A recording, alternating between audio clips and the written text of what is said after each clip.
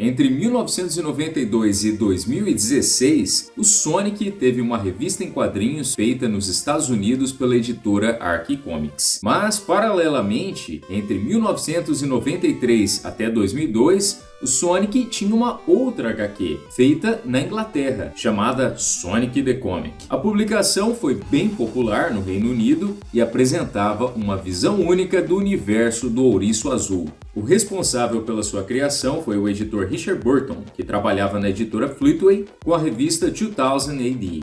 Ele pensou que seria uma boa ideia usar a arte dos quadrinhos para contar as histórias dos universos dos games. Ele havia ficado impressionado com os gráficos de Sonic the Hedgehog, lançado em 91, mas foi o personagem principal a parte que mais o intrigou. Eu li várias entrevistas com esse Richard Burton e ele fala de uma forma bem dramática. Ele fala que vendo Sonic eu queria libertá-lo daquele mundo bidimensional para levá-lo para o mundo tridimensional dos quadrinhos, onde eu poderia realmente explorar o personagem. Ele começou a agitar as coisas dentro da editora Fleetway e eventualmente seus superiores ficaram interessados em licenciar o Sonic com a SEGA. Burton propôs fazer um quadrinho não só do Sonic, mas da SEGA como um todo.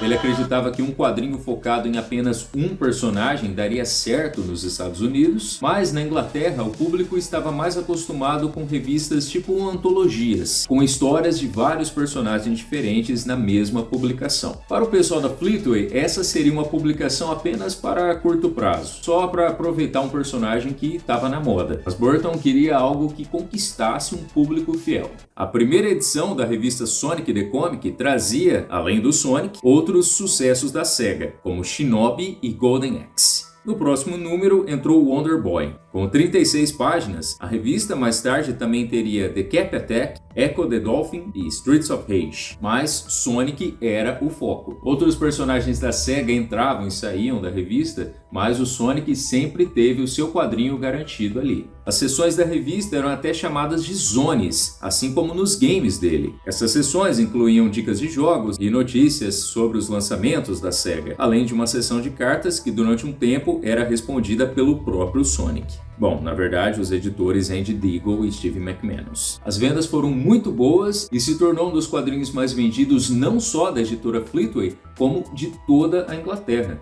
As primeiras histórias do Sonic em Sonic the Comic eram isoladas, terminando sem nenhuma consequência para as próximas. No número 4, o roteirista Nigel Kitchen assumiu os quadrinhos do Sonic e durante os próximos anos ele seria o principal escritor da revista. Nigel Kitchen já conhecia o Sonic porque era o jogo que veio com o seu Mega Drive. Ele tinha tentado jogar, mas ele não conseguiu passar da segunda fase e deixou para lá. Mas quando ele foi escalado para escrever as histórias do Ouriço, ele tentou jogar de novo para ficar familiarizado com aquele universo e jogou até zerar. A equipe criativa de Sonic the Comic não tinha muitas imagens de referência, então Nigel filmava sua tela enquanto jogava para depois mostrar para os artistas. O principal deles, cujo estilo é o mais associado com Sonic the Comic, é Richard Elson. No começo, a SEGA ficava bem em cima da produção desses quadrinhos, principalmente para garantir que os personagens eram desenhados dentro dos padrões. Havia também restrições sobre violência dentro das histórias do Sonic, mas para os outros personagens da SEGA na revista não tinham essas mesmas preocupações. Inclusive, as histórias de Streets of Rage, escritas por Mark Millar, tinham algumas cenas bem pesadas. Para supervisionar como a Fleetway cuidava do seu precioso Sonic, a SEGA contava com uma empresa chamada Copyright Promotions, e era com eles que o pessoal da Fleetway tinha mais contato. O pessoal da Copyright Promotions fazia comentários tipo: quando mostrar o Sonic sorrindo, não pode mostrar os dentes dele. Eles também cobravam o número correto de espinhos nele. Havia confusões entre o que era uma ordem dessa Copyright Promotions e o que realmente vinha da SEGA. E uma parte às vezes mandava e a outra desmandava. Ou a Copyright autorizava, mas depois batia lá na SEGA do Japão e não podia mais. Era bem frustrante para quem trabalhava nessa revista. Mas conforme a HQ continuou a sua publicação, foram confiando mais na equipe e interferindo cada vez menos. De vez em quando a SEGA pedia para que a HQ se aproximasse mais de alguma outra versão do Sonic.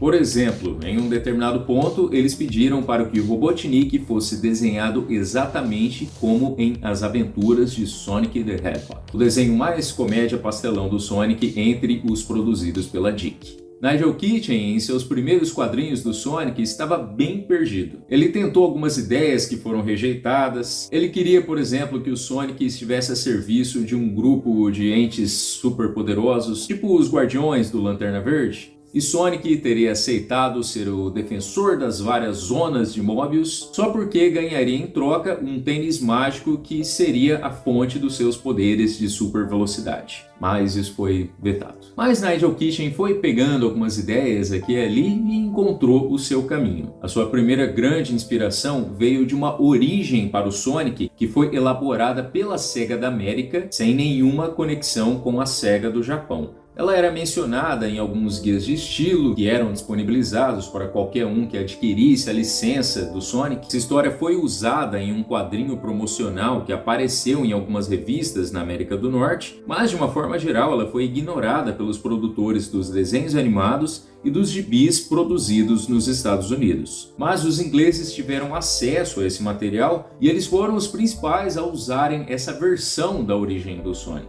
Essa história envolvia também uma origem para o Robotnik, na qual ele antes era um cientista bonzinho chamado Ove Quintobor, que é Ivo Robotnik ao contrário, e ele era amigo do Sonic, que era um ouriço normal e marrom, e deixou o Sonic azul e rápido. Mas aí um acidente com a Esmeralda do Caos fez Quintobor se tornar o Robotnik que conhecemos. Essa origem dos dois também foi usada em um livrinho produzido pela SEGA da Europa, chamado Stay Sonic, e aqui no Brasil também é mencionada nos livrinhos do Pense Bem da Tectoy. Mas os desenhos animados da DIC, como o 7M e os quadrinhos produzidos pela Archie Comics, nenhuma das principais produções americanas e muito menos as japonesas usam essa versão da origem do Sonic ou do Robotnik. O nome do planeta, Mobius, também veio desses guias escritos pelos americanos. Outra coisa que Nigel Kitchen pegou desse material produzido pela SEGA da América foram os nomes dos animaizinhos que o Sonic liberta no jogo. A SEGA da América ignorou os nomes que constavam no manual japonês do primeiro jogo e rebatizou todos esses personagens. Nigel e o resto da equipe de Sonic the Comic pegaram os nomes americanos para o coelho, Johnny Lightfoot, e para o porquinho, que havia sido batizado de Porker Lewis. Eu não consegui confirmar isso, mas eu acho que é um trocadilho com a série Parker Lewis. Nigel Kitchen então elaborou personalidades para Johnny Lightfoot e Porker Lewis, e eles viraram parte da turma do Sonic em Sonic the Comic. E logo eles virariam parte dos Combatentes da Liberdade. A ideia de Combatentes da Liberdade nasceu em Sonic 7M e na época ainda estava sendo produzido. Mas uma representante da SEGA da Europa tinha ouvido falar desse desenho do Sonic que estava sendo produzido nos Estados Unidos, gostou dessa ideia de Combatentes da Liberdade e levou para o pessoal de Sonic the Comic. Nigel aceitou essa sugestão de Combatentes da Liberdade, mais porque não queria contrariar alguém da SEGA do que por ter de fato gostado do conceito. Nigel implementou essa ideia quando, no número 9, ele contou uma história em que Sonic e seus amigos haviam ficado presos em outra dimensão e, quando voltam, muito tempo se passou e Robotnik havia dominado o planeta. Então, Sonic e seus amigos formam a resistência com o nome de Freedom Fighters ou Combatentes da Liberdade. Esse pano de fundo para as histórias do Robotnik ditador que dominou o mundo e Sonic liderando uma resistência passou a ser o principal de Sonic the Comic. Os quadrinhos deixaram de ser historinhas isoladas e passaram a ser serializadas. E foi no decorrer dessas histórias que Nigel Kitchen foi criando a sua versão do mundo do Sonic. Ainda que o básico do enredo seja bem parecido com os quadrinhos da Archie, Sonic the Comic tem histórias bem diferentes, tanto no tom das histórias quanto no estilo da arte. E o Sonic que Nigel Kitchen escreve é bem único. É um Sonic que é mais impaciente, mais egoísta. Às vezes ele é meio rude com os amigos, ele maltratava até o Tails, chamando-o de cérebro de pixel. E nessa versão o Tails não é um gênio. Isso tudo é parte de uma preferência pessoal de Nigel Kitchen, porque ele não gosta de heróis bonzinhos, ele gosta de protagonistas imperfeitos. E ele explora as consequências dessas imperfeições. Talvez a coisa mais notória dessa versão do Sonic é o Super Sonic dessa HQ, que é bem diferente do Super Sonic de outras mídias. E é provavelmente a imagem que todo mundo vê quando procura algo sobre Sonic the Comic. No universo de Sonic the Comic, os anéis eram usados pelo Quintobor, o Robotnik bonzinho, para canalizar energia maligna das Esmeraldas do Caos. Sonic, em uma ocasião, absorveu tantos desses anéis que se tornou Super Sonic, que nessa versão é o lado mais impulsivo e agressivo do Sonic. Como ele absorveu tanta dessa energia do caos ao longo dos anos, o poder ficou residindo nele, e ele passou a se transformar nesse Super Sonic monstruoso sempre que ficava muito nervoso. Então esse Super Sonic é um negócio meio médico monstro e meio Hulk.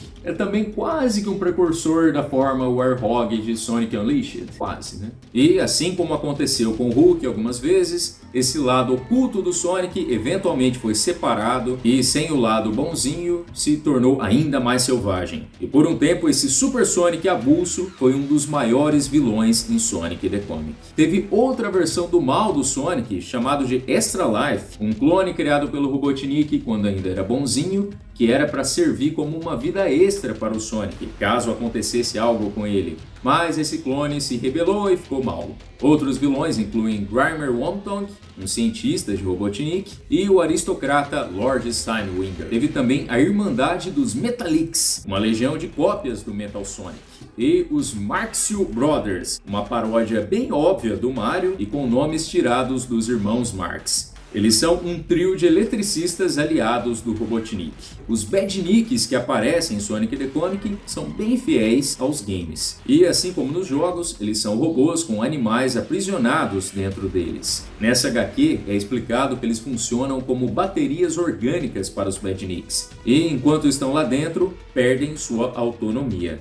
É diferente de 7AM e o Sonic da Ark, nos quais a maioria dos robôs são obtidos a partir da robotização, um processo que transforma os habitantes de Mobius em robôs. Essa diferença pode ser percebida no personagem Short Fuse de Cybernik, que é meio que um equivalente da Bunny de 7AM e da Ark. Enquanto a Bunny é parcialmente robotizada, Short Fuse é um Badnik cujo animal conseguiu preservar sua consciência e entra na turma do Sonic. Sonic the Comic também tinha a Techno the Canary, que trabalhava para o Robotnik, mas acabou passando para o lado do bem. E assim como nos quadrinhos da Ark, Sonic the Comic incorporava elementos dos jogos do Sonic do momento. Os aliados dos games foram chegando conforme os jogos foram sendo lançados. Tails, Knuckles, os Chaotix e a Amy se tornaram figuras bem presentes.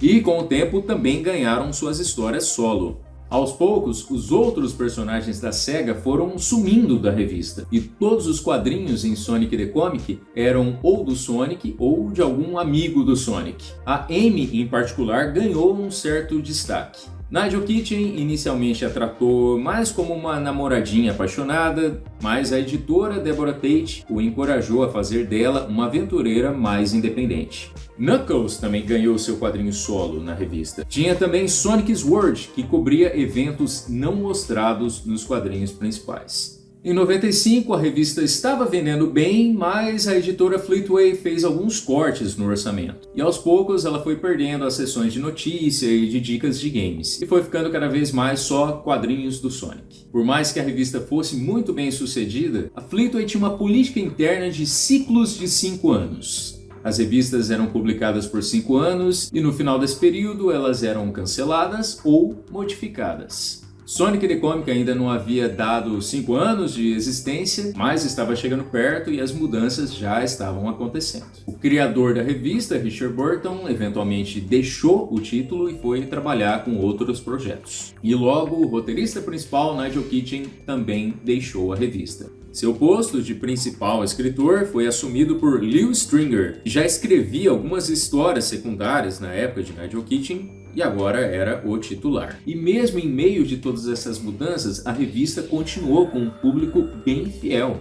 Mas em 97 a Fleetway fez mais uma rodada de cortes. A revista caiu de 36 para 32 páginas. A partir do seu aniversário de 5 anos, um dos 4 quadrinhos da revista passou a ser sempre uma republicação de alguma das histórias anteriores. E durante os próximos meses, aos poucos, os outros quadrinhos da revista foram sendo só republicações. Chegou num ponto que só tinha uma história nova por edição. E a revista continuou dessa forma por mais alguns anos. Em 2000, na edição 175, Nigel Kitchen voltou para fazer uma adaptação de Sonic Adventure, uma versão não muito fiel dos eventos do game, mas que durou 10 edições. Mas essa seria a última história escrita para essa revista. Assim que acabou essa sequência vagamente baseada em Adventure, Sonic the Comic passou a ser só de republicações. Isso foi bem frustrante para a equipe, porque todo mundo ainda tinha algumas ideias que eles gostariam de executar.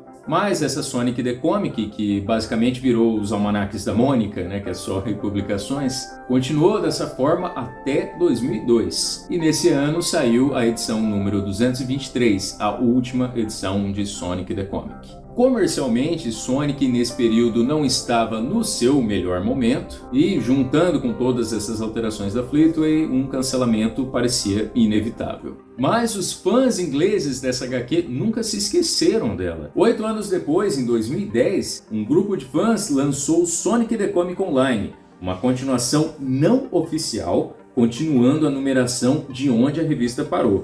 A qualidade do trabalho conquistou elogios de quem trabalhou na revista original, e Nigel Kitchen até contribuiu em algumas histórias. É até estranho pensar que durante um tempo o Sonic tinha 2 quadrinhos publicados ao mesmo tempo, feitos em países diferentes e 2 visões bem distintas desse mundo. Sem contar que teve um gibi francês ao mesmo tempo, que durou só 2 números. E ainda veríamos o Sonic em mangás. Eu acho que uma das coisas mais legais do Sonic é essa variedade de versões diferentes. Não dá pra dizer que existe um único Sonic. É tudo uma questão de achar a sua versão favorita do personagem. Sonic the Comic foi a favorita de muitos ingleses e, quem sabe, possa ser a sua também.